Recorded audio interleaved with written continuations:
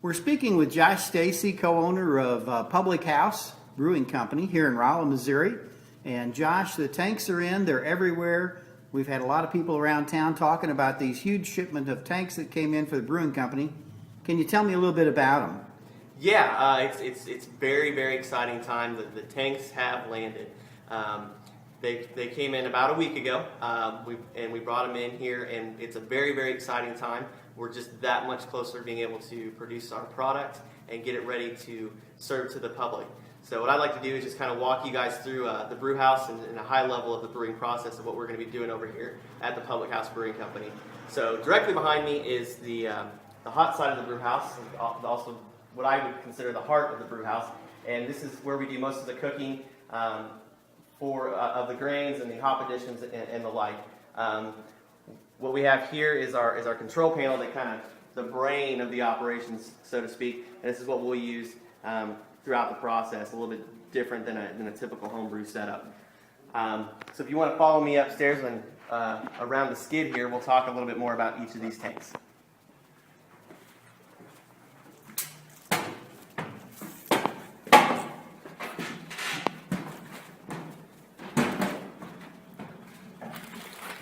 So the first tank that we have here is our mash tun, and on the hot side of the brew house, we went ahead and went with a copper cladding on the outside just to kind of have a nice, pretty brew house for everyone to look at through our window here out onto the bar. And in this tank is where we're going to add the grain and the water, and we're going to steep that grain much like you would a tea. And the purpose of that is to extract sugars, fermentable sugars, from that grain. Also get a little bit of flavor and color, obviously, from those different grains that we use in there. Once that process is done, it takes about an hour. We're going to transfer that through a process called lautering, which is a rinsing of the grain, and we're going to push that fluid into this next tank. And this tank here is our boil kettle, and after we pulled off all of that sweet liquid from the mash tun, we go into the boiler here, and we're going to run a hard boil on this for about an hour to an hour and a half. In that time, we're going to do several different hop additions, some for bittering, some for aroma, and some for flavor. Once that process is done, we want to get them from here into the fermentation tanks as quickly as possible, but we don't want it hot. So we're going to crash that temperature as quickly as we can through a heat exchanger. Think of it like a big radiator, and we're going to cool that wort down at this point. It's not beer yet. Before we get to the fermenters. So if you want to follow me, we'll go over to the fermentation side. Josh, I do have one question. Looks like this is got a lot of copper in it. Very beautiful tank. This will be a nice centerpiece for the business. Yeah, that was, when we were looking at the tanks and looking at what we wanted to buy, we knew that we wanted to highlight the brewery. I mean, this is what we're here to do. We're here to make beer, and we wanted to highlight that process.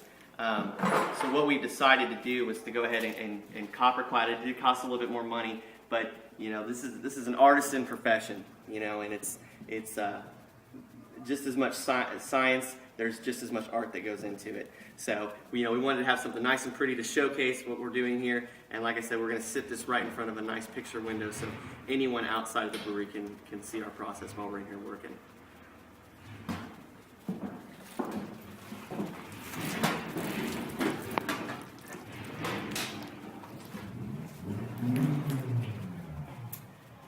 So after we're done with that boiler, like I said, we're going to crash that wort down to hopefully 70 degrees, roughly in there, 70 to 80 degrees.